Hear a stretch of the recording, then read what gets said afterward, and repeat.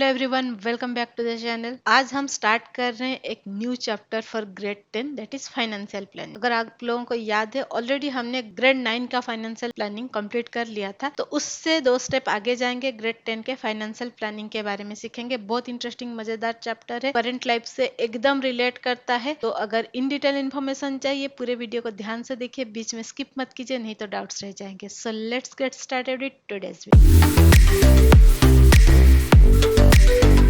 ये जो financial planning है that is basically on tax. Tax क्या होता है? अगर हम देखें, हमारे बॉर्डर की सिक्योरिटी के लिए फौज खड़ी है। इनसाइड द सिटी देश में पुलिस ऑफिसर्स काम करते हैं। हमारे लिए स्कूल्स रन होते हैं, गवर्नमेंट में हॉस्पिटल्स रन होते हैं, स्ट्रीट में लाइट्स जल रहे हैं। ये लाइट्स का बिल कौन पे कर रहा है? हमारे घर का बिल हम पे कर रहे हैं, हम स्ट्रीट लाइट का बिल नहीं पे करते। तो स्ट्रीट लाइट का बिल कौन पे कर रहा है? जो रोड पे हम चल रहे हैं, और रोड किस पैसे से बन रहा है? वो पुलिस या बीएसएफ के जवानों के जो सैलरी है वो कहाँ से आ रहा है? सो ये जो सारे काम हो रहे हैं, ये काम को सक्सेसफुल करने के लिए टैक्स इंट्रोड्यूस होता है। तो टैक्स डिफरेंट काइंड के होते हैं। Basically there are 2 types of tax. एक होता है डायरेक्ट टैक्स, एक होता है इनडायरेक्ट टैक्स। सो बिफोर 2017 बहुत टाइप के टैक्सेस हमारे स्टेट गवर्नमेंट या सेंट्रल गवर्नमेंट हमसे कलेक्ट कर रहे थे on various basis. Entertainment tax, luxury tax, तो ऐसे बहुत सारे टैक्स डिफरेंट फेज में हमसे कलेक्ट हो रहा था। लेकिन 2017 में ये सबको मर्ज कर दिया गया। ये सारे टैक्स को मर्ज करके एक टैक्स बनाया गया under the slogan one nation one market one tax. तो ये जो टैक्स है उसको हम बोलते हैं जीएसटी। मैंने पहले बोला टैक्स 2 टाइप के होते हैं, एक होता है डायरेक्ट टैक्स, एक indirect tax. So direct tax का जो भी डिस्क्रिप्शन है ऑलरेडी हमने पढ़ लिया है ग्रेड 9 में, दैट इज इनकम टैक्स। हम जो भी इनकम करते हैं उसके बेसिस पे हम टैक्स देते हैं, based on our salary, based on our age. उसको हम बोलते हैं direct tax, because income tax हम डायरेक्टली गवर्नमेंट को पे कर रहे हैं। So income tax is direct tax. हम जब भी सामान परचेज कर रहे हैं, सपोज मैंने शॉपिंग किया, मैंने ड्रेस खरीदा, मैंने एक टेलीविजन खरीदा, सो उसका जो रेट होता है उसके साथ हम कुछ एक्स्ट्रा अमाउंट पे करते हैं। अगर आप लोगों ने कभी ध्यान दिया है अपने घर के परचेज के लिए, जब भी शॉपिंग के लिए जाते हैं आपके पेरेंट्स या आप उनके साथ जाते हो, तो जो भी सामान का कॉस्ट होता है उसके साथ हम कुछ एक्स्ट्रा चार्ज पे करते हैं। That extra charge is tax. उसको हम बोलते हैं जीएसटी। ये होता है इनडायरेक्ट टैक्स। क्यों जीएसटी इनडायरेक्ट टैक्स है? इनकम टैक्स भी हम अपनी सैलरी से दे रहे हैं, जीएसटी भी हम अपनी ही सैलरी से दे रहे हैं। ओनली डिफरेंस इज ये हम डायरेक्टली गवर्नमेंट को हम अपनी सैलरी से कट करके दे रहे हैं। लेकिन जो जीएसटी है हम डायरेक्टली गवर्नमेंट को नहीं दे रहे हैं, हम वो शॉपकीपर को दे रहे हैं। शॉपकीपर गवर्नमेंट को पे करता है, तो इसके लिए वो इनडायरेक्ट टैक्स होता है। हमारा जो बेसिक इंपॉर्टेंट पार्ट है अभी के ऑब्जेक्टिव है दैट इज जीएसटी। सो देखते हैं ये जीएसटी में हमें क्या क्या जानना जरूरी है, क्यों जरूरी है। As a citizen of the nation हमारा राइट है कि हम जो टैक्स दे रहे हैं उसके बारे में हमें पता होना चाहिए कि हम किस चीज के लिए कितना टैक्स पे कर रहे हैं। अगर हमें नॉलेज नहीं होगी, अगर किसी चीज का टैक्स गवर्नमेंट ने 5% साइड किया है और शॉपकीपर ने उसकी टैक्स 7% 8% लगा दिया, हमारे पास जानकारी नहीं होगी, तो हम ज्यादा पैसा शॉपकीपर को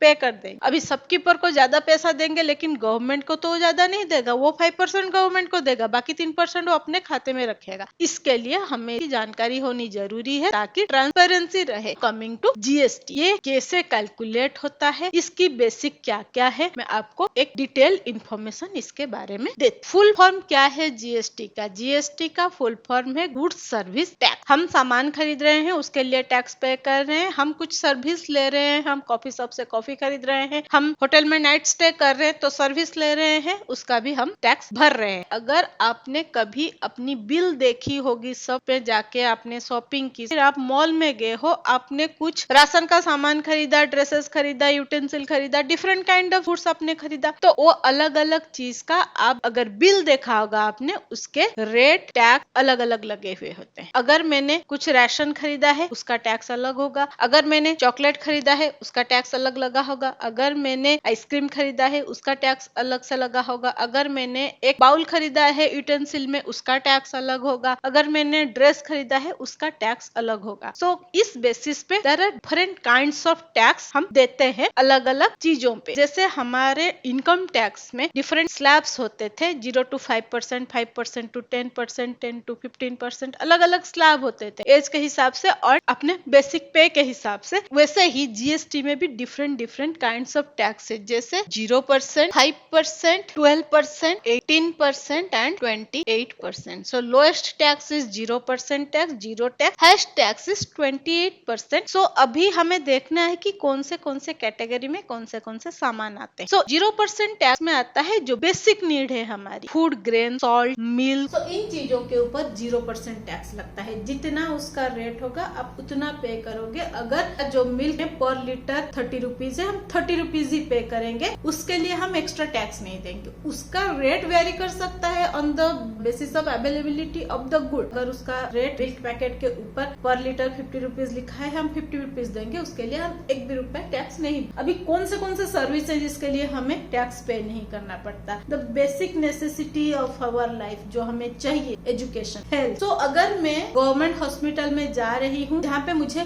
फ्री में सर्विस मिलेगा हॉस्पिटल का, वहाँ पे मैं कुछ पे नहीं करूंगी, ना ही टैक्स दूंगी। एंड अगर मैं जा रही हूँ कोई भी बड़े हॉस्पिटल में, तो उनका जितना भी कॉस्ट होगा मैं उतना पे करूंगी, उसके ऊपर मैं टैक्स नहीं दूंगी। अगर मेरा ट्रीटमेंट का खर्चा, सपोज मैंने कोई सर्जरी करवाई, उसका ट्रीटमेंट का खर्चा सपोज 50,000 है, मैं 50,000 पे करूंगी, 50,000 के ऊपर मैं टैक्स पे नहीं करूंगी। आप लोग स्कूल में जाते हो, आप लोग अपने पेरेंट्स से ये कंफर्म करना क्या वो लोग एक्स्ट्रा चार्ज पे करते हैं? नहीं, जितना उनको स्कूल की फी भरनी है उतना ही वो भरेंगे ट्यूशन फी, उसके ऊपर वो टैक्स नहीं भरते। उसके बाद आता है 5% टैक्स। इसको हम बोलते हैं जीरो रेटेड, इसको हम बोलते हैं लो रेटेड, जो एकदम मिनिमम हम पे करते हैं। कोई भी चीज के ऊपर हम 5% ही टैक्स देते हैं। सो हमारी बेसिक नेसेसिटी से थोड़ा ऊपर हमें जो लगता है, जैसे एलपीजी गैस सिलेंडर हो गया, हम स्वीट्स खरीदते हैं वो हो गया, उसके ऊपर हम 5% टैक्स देते हैं। सर्विसेज में क्या आ जाएगा? फ्लाइट में लोग जाते हैं, मैं ट्रेन से किसी सिटी से दूसरे सिटी जा रही हूँ, उसके लिए मुझे 5% टैक्स लगता है। अभी हम चलते हैं थर्ड कैटेगरी, 12% टैक्स जो है उसको हम बोलते हैं स्टैंडर्ड टैक्स पार्ट 1। ये पार्ट 1 स्टैंडर्ड टैक्स है और 18% जो स्टैंडर्ड टैक्स पार्ट 2 है। सो स्टैंडर्ड टैक्स पार्ट 1 में क्या क्या आता है? जैसे हम बटर खरीदते हैं, घी खरीदते हैं, जाम खरीदते हैं, ये हम एक्स्ट्रा ऐड करते हैं हमारे खाने में, खाना को टेस्टी बनाने के लिए। सो ये एडिशनल एसेंशियल मोबाइल हो गया, जिसके ऊपर हमें 12% का टैक्स लगता है। अभी ये सर्विसेज में क्या आ जाता है? हम होटल्स में स्टे करते हैं, हम गेस्ट हाउसेस में स्टे करते हैं, तो उसके लिए 12% का टैक्स लगता है। या फिर प्रिंटिंग प्रेसेस में हम जब प्रिंट करवाते हैं उसके लिए हमें 12% का टैक्स लगता है। Now coming to standard tax part 2। अभी हम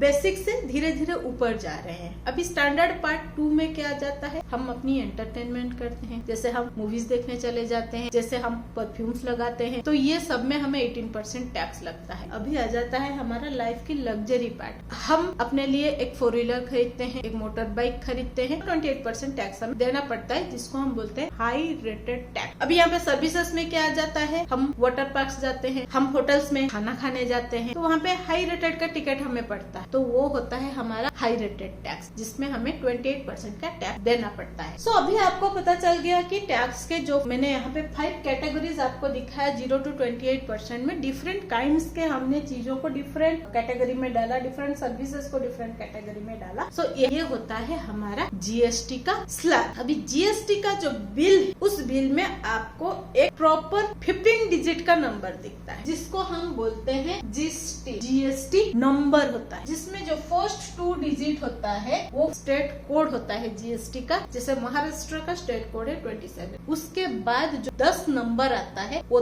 10 नंबर है हमारे पैन के नंबर। पता होगा, permanent account number, pan number जो है वो बहुत जरूरी होता है किसी भी प्रोफेशन में जाने के लिए और टैक्स भरने के लिए। सो पैन नंबर के बाद जो डिजिट आता है वो आपके नंबर ऑफ रजिस्ट्रेशन को वेरीफाई करता है कि आपने कितने रजिस्ट्रेशन किया है, 1 टाइम रजिस्ट्रेशन किया है, 2 टाइम रजिस्ट्रेशन किया क्या है, आपके एक बिजनेस रन हो रहा है या 2 बिजनेस रन हो रहे हैं। देन उसके बाद आता है एक लेटर दैट इज जेड, वो यूनिफॉर्म होता है हर किसी के जीएसटी के लिए। उसके बाद आता है एक नंबर जो कंफर्म करता है आपके जीएसटी नंबर के वैलिडिटी को। ये होता है सब कीपर के लिए जरूरी। अगर दुकानदार हमें बिल दे रहा है, उसके ऊपर उसका जीएसटी का नंबर नहीं है, देन आप वो बिल मत लीजिए, आप उसको प्रॉपर जीएसटी वाले बिल मांगिए। सो अगर वो जीएसटी नंबर उसके पास नहीं है, वो गवर्नमेंट को टैक्स नहीं पे कर रहा है, सिर्फ हमसे टैक्स ले रहा है, आप टैक्स पे कर रहे हो, आप प्रॉपर वे में पे करो, आप किसी को आंख बंद करके टैक्स पे मत करो। सो ये चीजें जानना बहुत जरूरी है। उसके बाद आप देखोगे जहाँ पे आप सामान खरीदते हो, वहाँ पे सामान के साइड में आपको एक नंबर दिखेगा, उसके ऊपर आपको HSN लिखा होगा दिखेगा। सो HSN क्या होता है? Harmonised system of nomenclature. हम जितने भी सामान खरीदते हैं उसका एक प्रॉपर नंबर गवर्नमेंट ने डिसाइड किया है, जिसको हम बोलते हैं हार्मोनाइज्ड सिस्टम ऑफ नोमेनक्लेचर। सो ये नंबर्स वहाँ पे होना भी जरूरी है। जब आप सर्विस ले रहे हो, किसी दुकान में आप ब्रेकफास्ट करने गए, आपने एक डोसा लिया, एक कॉफी लिया,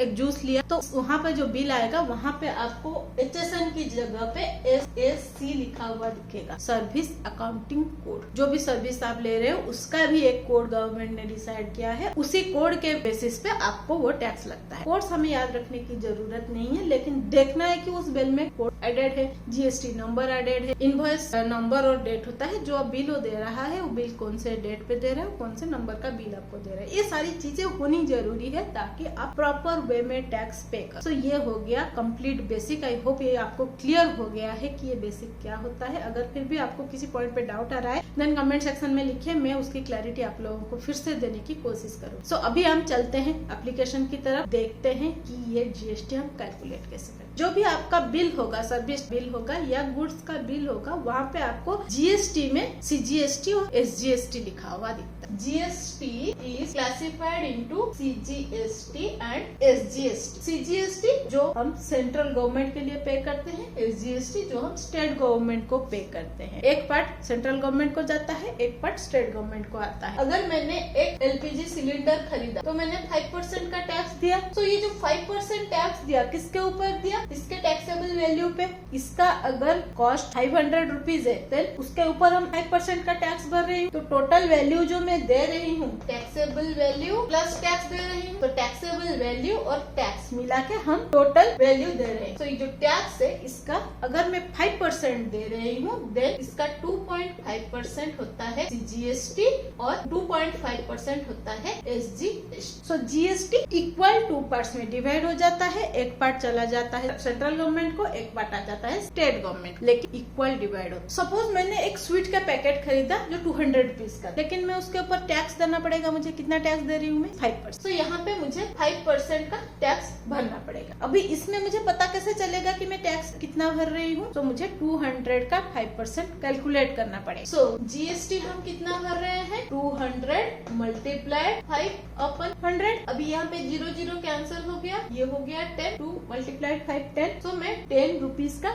टैक्स ओवरऑल दे रही हूँ, GST 10 रुपीज दे रही हूँ। तो मेरा जो स्वीट पैकेट में खरीद रही हूँ उसके लिए टोटल पे कितना हो रहा है? यहाँ पे ये हो गया taxable cost 200, GST 5%, that is 10 rupees. Total cost क्या हो गया? Taxable value plus GST that is 200 plus 10, 210 rupees मैं टोटल स्वीट पैकेट के लिए पे कर रही हूँ। 200 लिखा था, 10 रुपीज मैंने टैक्स भरा है उसका। यहाँ पे GST और SGST अलग से कैलकुलेट करना है, तो कैसे कैलकुलेट करूंगी? सो ये परसेंटेज में दिया है, मुझे ये पता ही नहीं है 10 रुपीज का मैं टैक्स भर रही हूँ, ओनली परसेंटेज दिया है, तो मैं उसको आधा आधा कर लूंगी। 2.5% मुझे कैलकुलेट कर लेना है। अगर मुझे रुपीज पता है 10 रुपीज, देन 2.5% कितना होगा? 5 रुपीज और 2.5% 5 रुपीज। मैं सेंटर को 5 रुपए दे रही हूँ, स्टेट को 5 रुपए दे रही हूँ। तो जैसा कि क्वेश्चन आपको स्क्रीन पे दिख रहा होगा, सो क्वेश्चन पहले मैं एक्सप्लेन कर देती हूँ, उसके बाद हम स्टेप्स देखते हैं, उसके बाद हम सोल्यूशन पे चलते हैं। सो क्वेश्चन के हिसाब से रियल पेंट कंपनी जो पेंटिंग का टिन बेचता है, उसका